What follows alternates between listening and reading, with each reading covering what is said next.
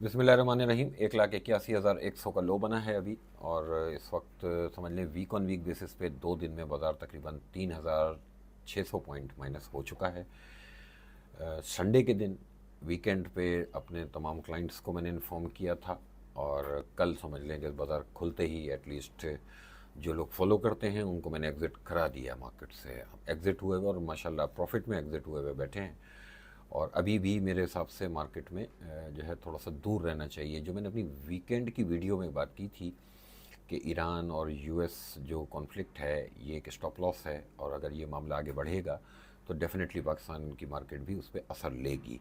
तो वैसे ही फ़िलहाल होता हुआ दिख भी रहा है, क्योंकि ईरान और यूएस मामला जो है वो बिगाड़ की तरफ बढ़ रहा है। फ़िलहाल कोई कोई कूल डाउन होने वाली ख़बर अभी तक नहीं आई है।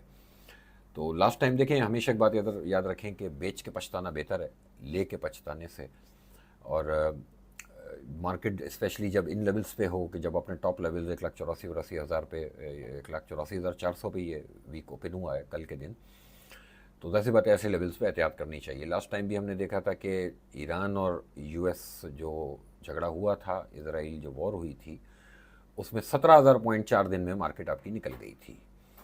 तो वैसे बात है एक बीइंग ए सीनियर मेरी एक ज़िम्मेदारी है कि जो लोग मुझ पर ट्रस्ट करते हैं, मेरी बात पे मार्केट में एक्शन लेते हैं, तो मैं एटलीस्ट उनको थोड़ा सा सेफ करवा दूँ। और मैं कल करवा चुका, और उसके बाद मार्केट कल 2,000 माइनस भी हो गई थी, और आज तक इस वक्त 1,200 माइनस भी है।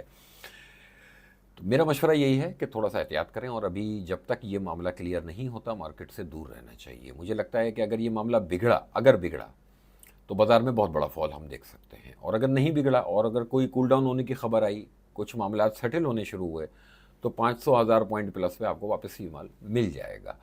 तो इसमें विन विन सिचुएशन है बेचने वाले के लिए, कि अगर तो कोई बात बढ़ेगी तो मार्केट में एक बहुत बड़ा फॉल हम देख सकते हैं, और अभी फ़िलहाल नहीं कहा जा सकता कि कहाँ तक फॉल देखा जाएगा, क्या हालात हैं। और अगर मामला कूल डाउन हुआ तो 500, 700, 800 पॉइंट प्लस में ही ये मार्केट आपको वापस से बाय करने का मौका दे सकती है। तो फिलहाल सेल ऑन स्ट्रेंथ पे रहें, और जो चीज़ जहाँ बिक रही है फिलहाल बेच के कैश पे शिफ्ट होना बेहतर है। Thank you.